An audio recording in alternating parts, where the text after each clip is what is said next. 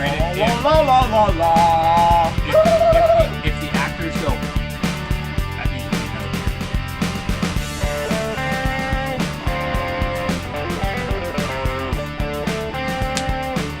Nope, don't bring it on this.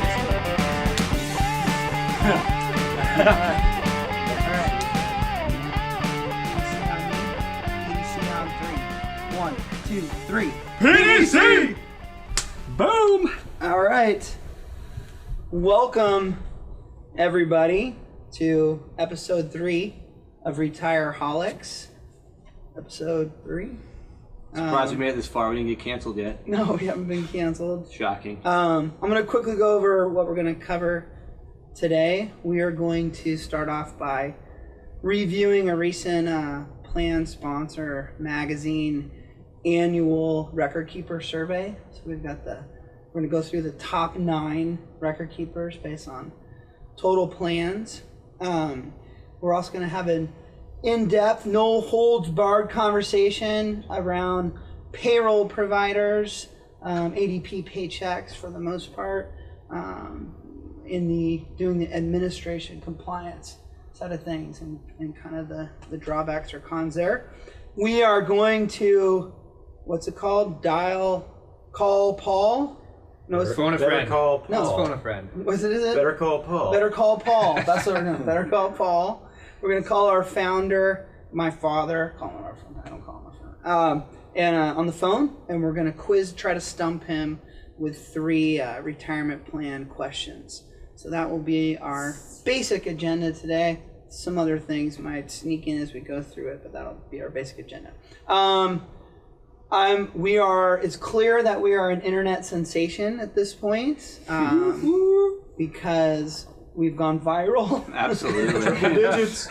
We have We're going to get one of those YouTube plaques sooner or later. over 100 people have watched the show. But in all seriousness, we have had over 100 people have watched the show. Triple digits. That's I've even had people reach out to me directly, ask questions, want to know when the next episode is, and things like that. So we're building some slow momentum. You mean people? People? As in one? No. We had actually done a small blast this SoCal where 3 different people had reached out to me that I talked specifically about the show. Speaking about SoCal, where's that guy? Good point. Thank you. So Justin McNeil is not here today. He's our Southern California sales consultant because he is live and in color down Taking a in vacation OC. day or something? Jeez. For future episodes, we'll either fly his butt up here or we'll Skype him in or do something like that. But just imagine him sitting over. Mark's actually sitting on him right now. Yeah. Sorry, Justin. Maybe we could throw a Come a picture little of him closer. over there with his No. contact information.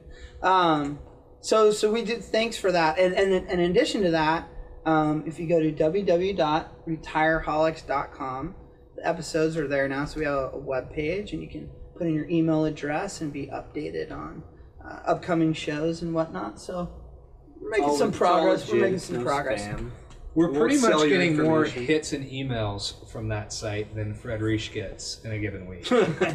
Blowing up. But like every Retireholic show, we kick it off with Mr. Johansson here and Beer 30. This is from Deschutes Brewery, which comes from a nice microbrew area of Bend, Oregon. It is an IPA. Pine drops.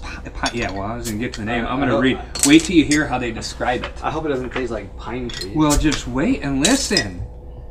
So here's the description on the box because it's too good to replicate. In the open forest surrounding the Pine Drops Trail, there stands a rare tree. A pine that instead of sap drips a crisp, light-bodied golden ale. An irresistible hop-forward IPA crafted with Chinook and experimental hops. And if you don't believe the story, just take a sip. I didn't believe that story, but it's good. It's very IPA-y. Yeah, that is good. It's actually light. It's got a kick to it. Usually the IPAs will, a little bold, hoppy, but this one's pretty light. Pine drops. All right, here we go. We're going to jump right into our Let's do it. first subject matter, and I'm going to bring over some visual props because those are always cool. There could be some issues with this. We didn't. I got a board. We didn't practice any of this. I got a board. See if we can get this to work here. What's that picture up there, by the way? That's Marky the Riveter. Marky the Riveter. Here. I think we can just get normal here. There you go. Okay, so it's actually a pretty sought after magazine issue, I think, is the annual Record Keeper survey that Plan Sponsor Magazine does. What this list is the top 9 based on total plans. So I'm not going to ask you to guess. We'll just start from the bottom and work our way up to the top in terms of total plans. Down here at number 9, and I want to say number 9 is not a bad thing. There's a lot behind you. Well, yeah, they're top 10, so it's a good thing. So Mass Mutual with 32,981 plans. That's as many as we did last year, right? Pretty close. Right. Pretty. Yeah, I Chad think you did were that like last quarter, I think. 31,000 or so. And I sat in on a pretty decent size point of sale this week with Mass Mutual. I was impressed. I was impressed with a part of their process of engaging employees in different educational campaigns that they have. Direct mailables to the folks' house. They had 7 different postcards that they walked them through that hit on certain topics. Talk about trying to get people engaged. Retirement readiness is what we are preaching out there. It's what everybody's talking about. It's a good way to get folks involved, sending stuff directly to the house like that. So not surprising to you that they're on this list. Number 8, Nationwide is on your side. My side. Peyton Manning loves them. I liked seeing those ads. That was cool. Right. So this isn't very surprising either, right? I know you guys are pretty big fans of this product. Mutual fund window, fiduciary series, fiduciary, co-fiduciary services. Yeah, and some of the stuff they're doing, I kind of expected the industry to catch up with, like the mutual fund window. Institutional share class, transparency. Yeah, it's in it with each product enhancement. There's something new that's valuable, which has been nice. So that's not back surprising. to their old logo. Yeah, they went back did? to the old little The bird. bird logo, Yeah, or that was whatever. their old logo. I didn't know that was their old logo either. Yeah. So you guys have both been doing this longer. Yeah. Oh, that's cool. There American we go. Funds coming in at number 7 Yeah. with just over 40,000 retirement plans. That's huge, and they're great, especially being a good low-cost provider for a lot of startup plans. They can come in quick, get the job done, and they do an excellent job. Big in they price well for startups for your absolutely. guys. And they make the life pretty easy for the advisor and for the client, making it pretty turnkey. Simple approach and a super famous money manager, right? I mean, well known for their. Well, that's a beautiful thing. You know, the one knock on that startup product is that it's proprietary investments. You look at the investments that they have and their track record. The releasing that I got a few weeks back was Morningstar's Top 51. They had 10 funds on Morningstar's Top 51. Yeah, and their new products aren't like the old ones. They're not totally proprietary. No, but there's just a lot of their own funds, and they're proud of that. They have great funds. Number 6, a census, 44,579. You were going to add something with this that was interesting. It catches me a little surprised, but I think that the main reason why we've seen such a jump there is because they are the private labeled product for the small market Vanguard solution. And that product's been super hot. Well, right? the term Vanguard sells itself in the marketplace. I mean, I would say 40% of the time that we sit down with an advisor and they're asking about different products, or clients asking about different products, Vanguard gets brought up as the investment solution. Now, it also is a true open architecture platform, so that's something that's a positive. Cost-effective, billable fees versus it's asset-based, flexible in that flexible. sense. Yeah. It surprises me a bit to see them this high up. It True. wouldn't surprise me to see in total growth. But at 44,000 plans, that caught me in love there. Yeah, That means they're just getting some market share in a good way. Yeah, they are. Voya, formerly known as. They used to be ING. We've all seen the commercials, the orange money. Good marketing. Yeah, absolutely. We'll all remember those for years to come. But they're becoming a good partner of ours. Every year we grow with them, and great technology. Their websites are extremely highly rated, and just really making a push this year and doing some big things. There's a lot of advertising those guys do. Do you remember the What's Your Number? Oh, yeah. I remember that Carrying from around 20 years the ago. orange I remember the guy standing up on the ladder cutting the bushes out front. Well, I remember seeing those numbers and going, Some They- big Like a numbers, bazillion? like $1 million or something. Like, They have good the for you, coolest, man. Yeah, the coolest corporate color too. So man. that's Oh, yeah, good. true. Very true. Alright. Yeah. All right, number 4. We're getting up this list. Yeah. ADP. ADP. Expected. Yeah, we'll talk Did a they bit more. fail their ADP test? Let's move on to the next one. Principal Financial Group, 51,000, just over 51,000. That's a big number. Very big. First one to cross the 50 barrier. I know that's a partner. Significant jump there. Too. Yeah. Yeah, good partner, good people, great technology, boots on the ground that really know the industry, can bring valuable information to everybody's practice, and they have a product that really grows with plan size. You know, they're competitive in the startup market. They're great in the upper large market, and so there's a good, vast array of opportunity there. I mean, I like this list because to me, it's a really distinct gauge or measurement of who's popular in terms of. Let's think about this. I mean, they're making an emphasis to go TPA, especially in the acquisition of Hartford. It's really TPA focused, TPA only on Recordkeeper Direct. Making a push, but still pretty darn bundled. Making a very strong push towards the TPA marketplace. Only bundled, which we'll talk about. Really making a push to the TPA market. So obviously we love Yeah, this. no, it's good. Most of these are good partners of ours. And John Hancock at number 2. So obviously that's a very The story speaks. TPA friendly. I would say this is a very packaged platform. I've always seen it as very visually attractive. They have all the things you need. They've got a ton of bells and whistles. Yeah, tons of bells and whistles. Good. I think my biggest piece with Hancock when I'm preaching the product is, as one of their local wholesalers calls it, their local concierge. So they have boots on the ground for education and enrollment and fiduciary reviews.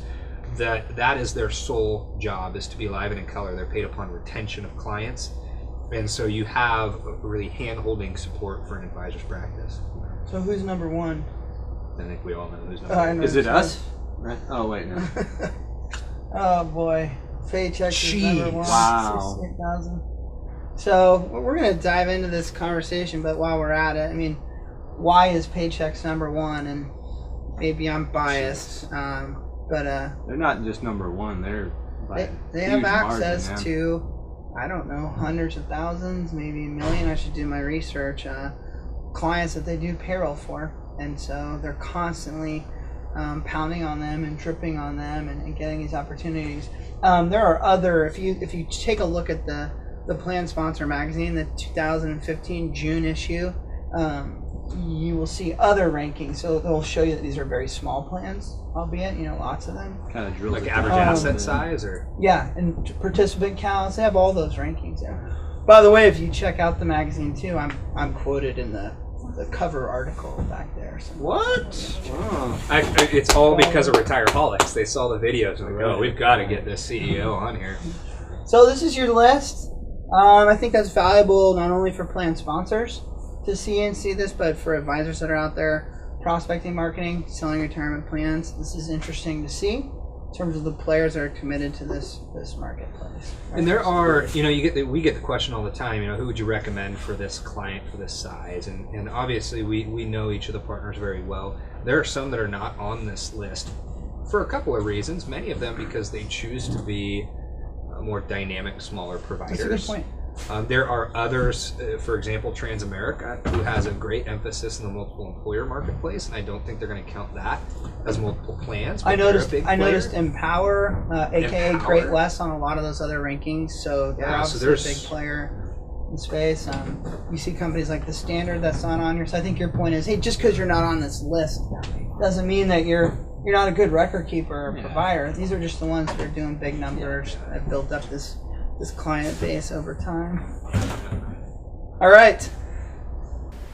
What's next? Oh, here we go. Let's wait for that cue a little earlier. Everybody knows this time of the show. This is the Wheel of Ice.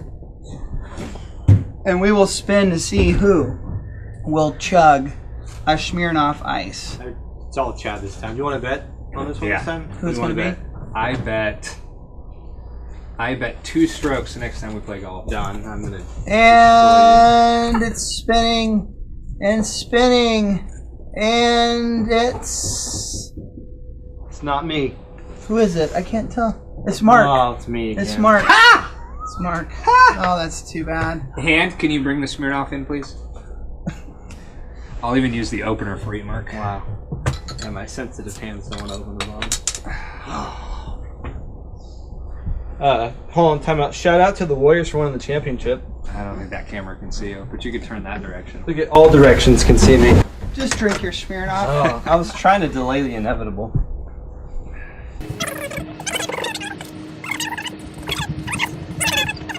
I don't think I could do that. Very well done. Impressive. Good job. As Good always. job. Can you clear those caps? Do you want me off to for describe how that tastes? Yes. I think we all know what it That's it going to be a tastes beer of the quarter one of these. Very times. hoppy sugar. Sugar hops. like.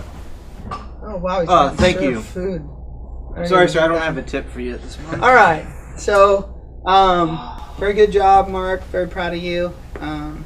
We're going to jump right into kind of a more in-depth conversation on the payroll providers and how they tackle the compliance and administration work. But to do that, for any plan sponsors that are watching or advisors that are watching, I want to kind of set the stage, and I mentioned it earlier that payroll providers, and I'm talking primarily about ADP and Paychecks, have built up this client base because they dominate the payroll business. I mean, those are the two massive payroll vendors. So obviously, back in the day, they thought, well, geez, we have access to all these clients. How do we upsell them? How do we make more money from our current client base? 401k was a natural progression for them. The last thing we want to do here is sling mud or talk negative about others, but when it comes to the payroll vendors, it's just kind of an industry norm in that they try to dabble in what we do. They don't do it very well. And so we want to protect our clients and our advisor partners and have them be well informed, about why they may not do the best job when it comes to administration and compliance. So when I'd you like to look- hit 3 parts if you could on that. When you look at the list, too, I mean, they're 1 in 4? Mm-hmm. Yeah, 1 in 4. So obviously, as industry professionals, you're going to be going up against those two providers Over often when you're 100,000 competing on plans, yeah. business.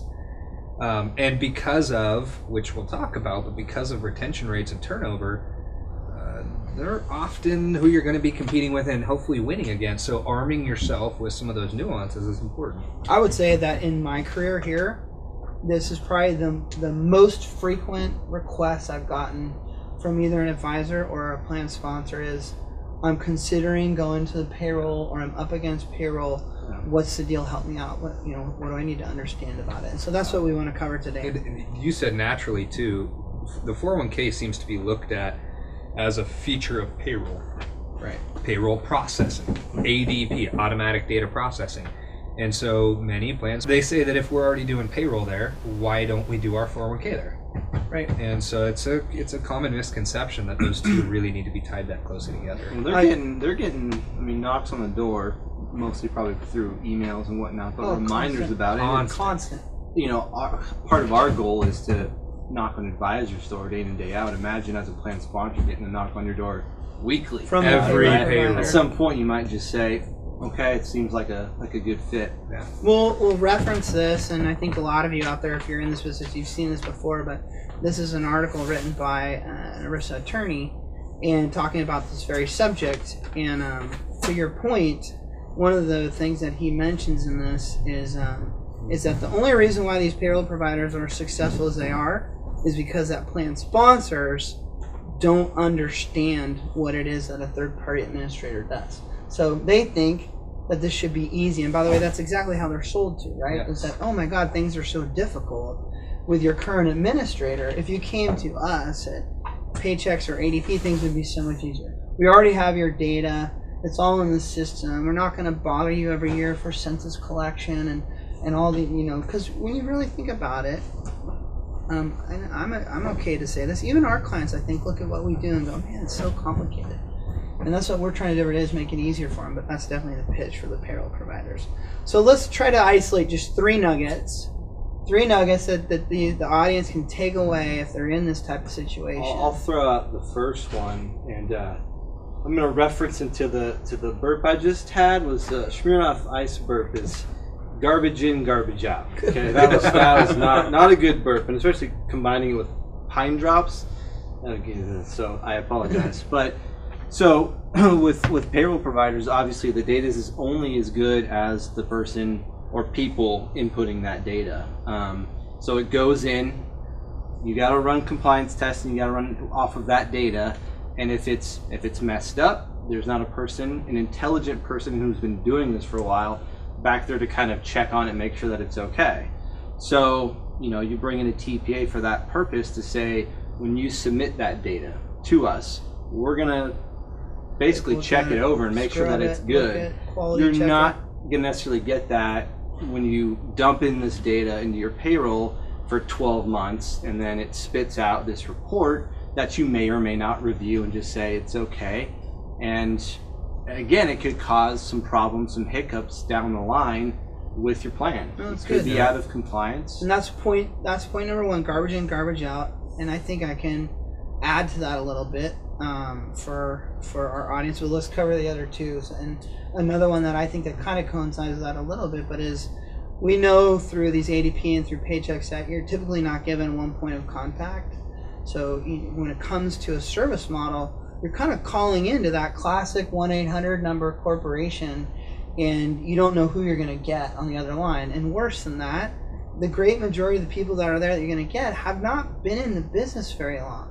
And I'm not trying to toot our own horn, but you got our people here who have been doing this for 2 decades.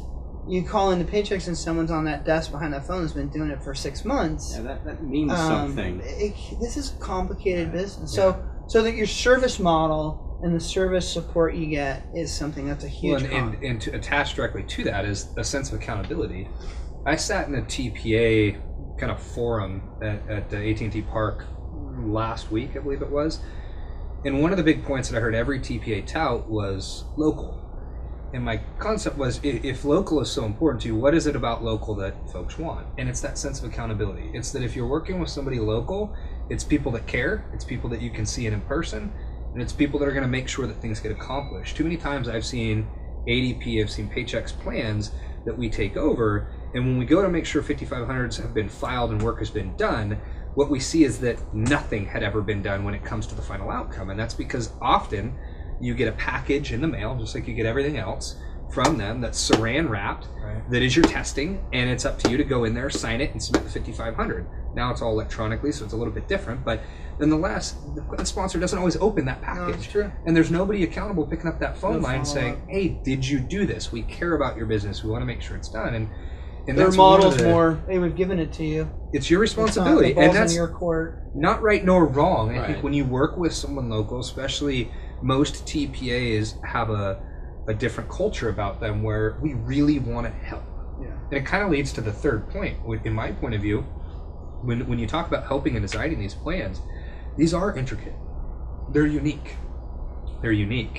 And it requires quite a bit of design work. Inside joke. When you set these things up.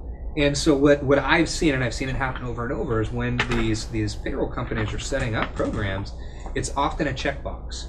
Would you like no waiting period, 1 month, 3 months, 9 months, or 12 months? And there's very little consultation as to what choosing 3 months versus 9 months might have an effect on not only turnover, but also administrative tasks and setting the plan up. You look at vesting and how that might control retention rates.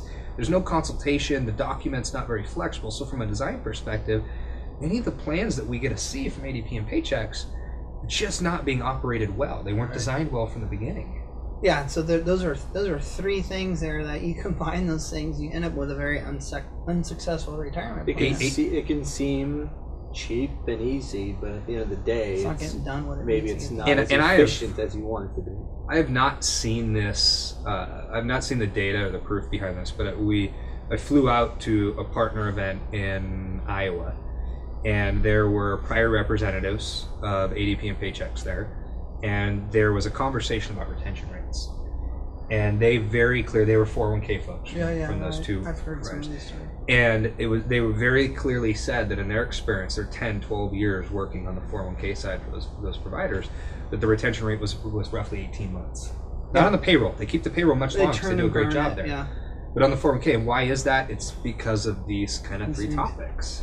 I want to give a story to back up Mark's point of garbage in and garbage out. And this was a client maybe not too long ago. We won the business with an advisor. We moved them from Paychecks to a new record keeper. And in the very first year that we did administration, they failed their ADP test. And I was involved in the sales process, so I got the phone call. The client was upset. I remember as the owner, it was like, how the hell could this happen? We moved you guys. This is horrible. Like, you guys suck, you know? And I said, well, I don't understand how this could have happened, because the advisor had actually gone in and driven up attendance, and so I couldn't figure it out. So finally went back to the prior testing that Paychecks had done to figure out why they passed in previous years. And to make a long story short, it came down to the fact that the client was not keeping or recording date of birth in their system, their payroll system, because it was of no use to them.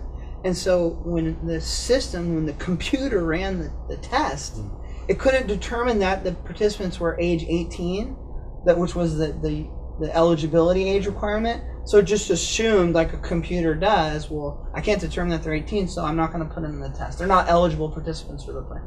So instead of being zeros, they weren't included in the test.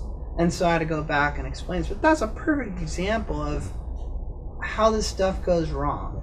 And so the last thing I'd say to wrap that up is that we think that it's cheap, we think that it's easy, but it's not cheap and it's not easy when something like that happens and you get audited and you find out that you've been totally running your plan wrong, improperly for the last 5 years, and now the DOL and the IRS are up your ass and you got to do back penalty and fix it. I mean, it's going to be a disaster.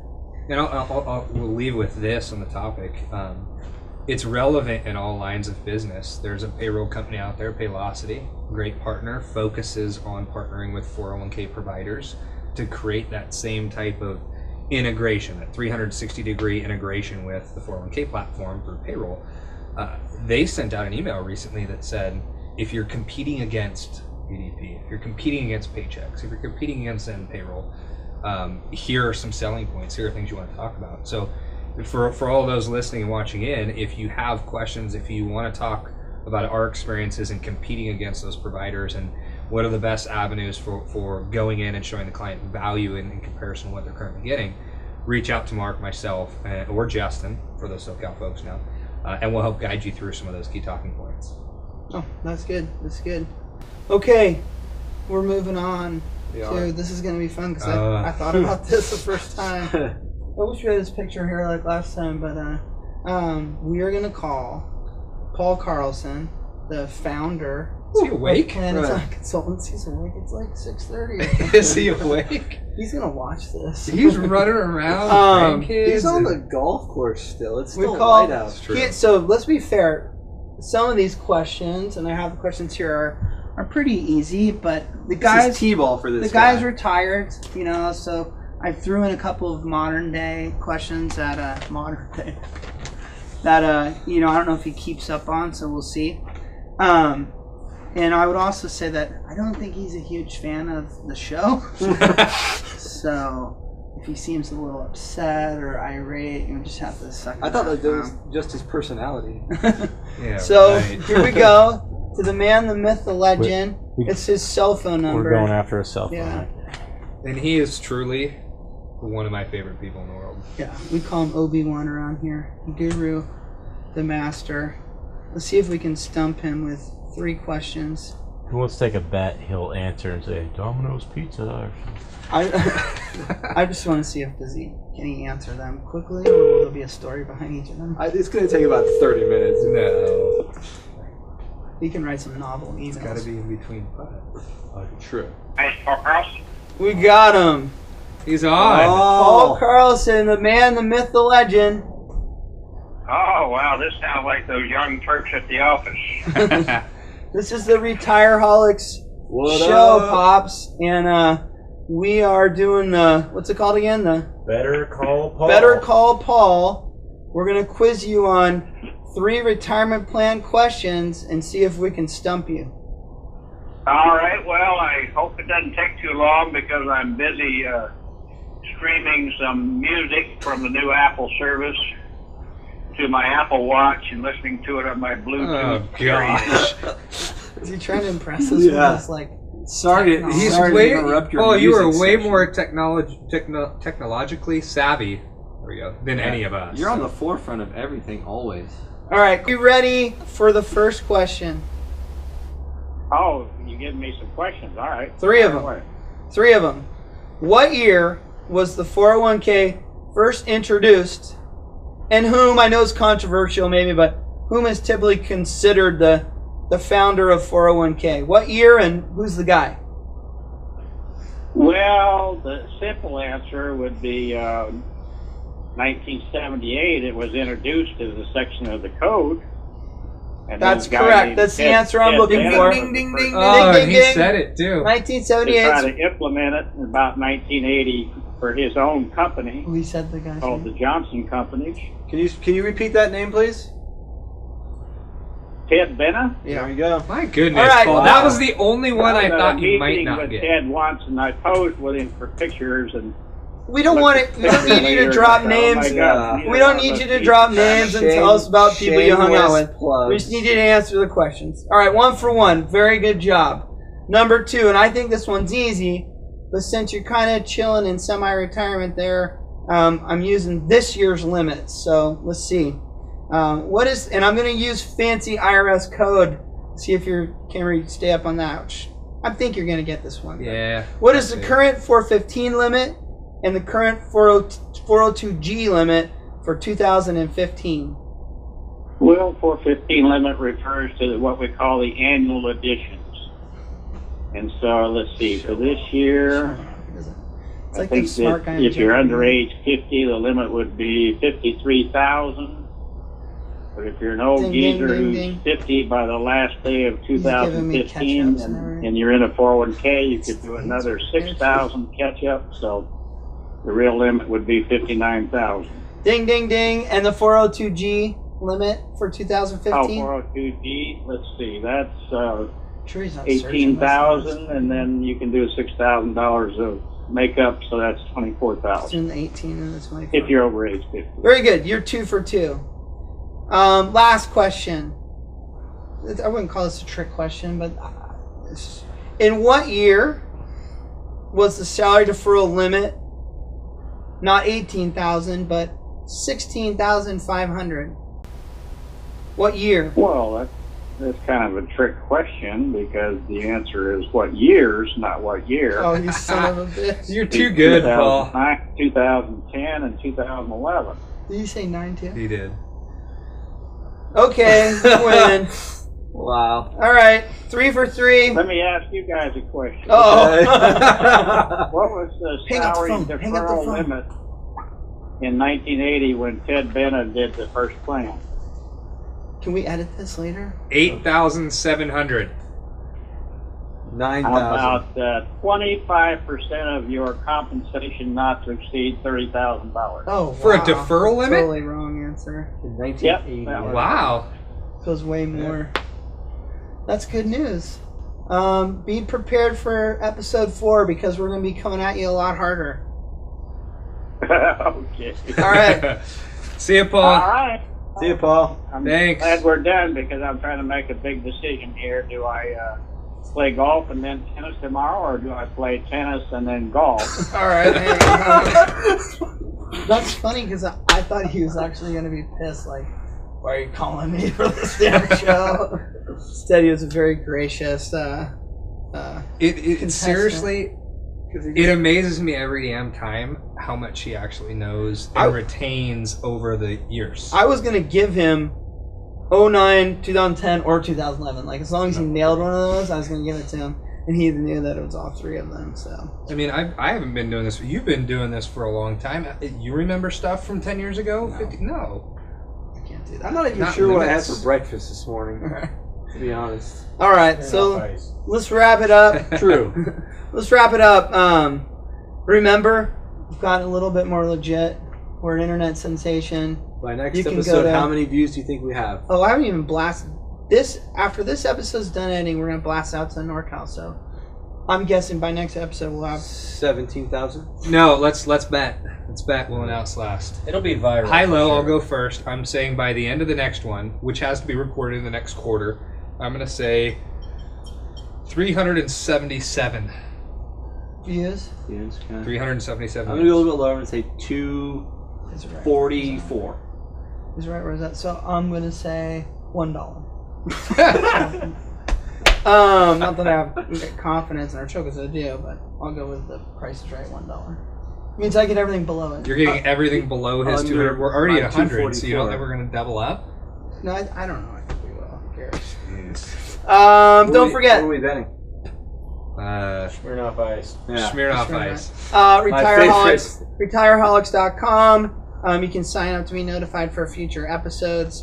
Episode number 4. Stay tuned. Will we finally stump Paul Carlson? We'll see. We'll come up with some harder questions. Will Mark Palmini lose the wheel of ice again? I don't know. It can't. It's probably not physically possible to lose that many in a row. Like I mentioned earlier, we have gotten some feedback from some coming. viewers. They have some ideas for us, and we're definitely going to incorporate those. And our goals going forward is to make sure we have good, valuable content. Yeah, we're having fun. Yes, this is our version of a boring webinar, but we also want to deliver valuable content to our advisors, to plan sponsors, to our strategic partners that are tuning in.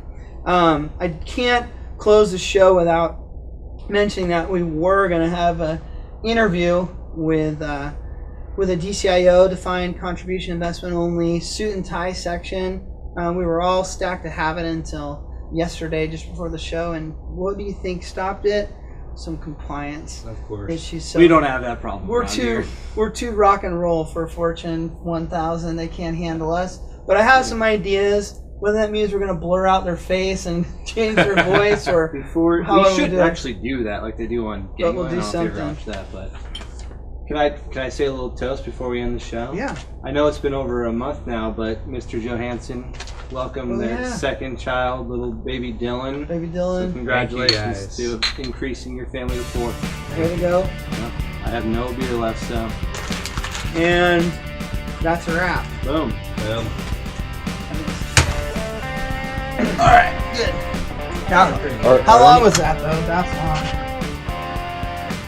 So if you have highly compensated employees averaging 8%, 2% less than that in the non-highly compensated employees, that's our best plan. That's our best plan.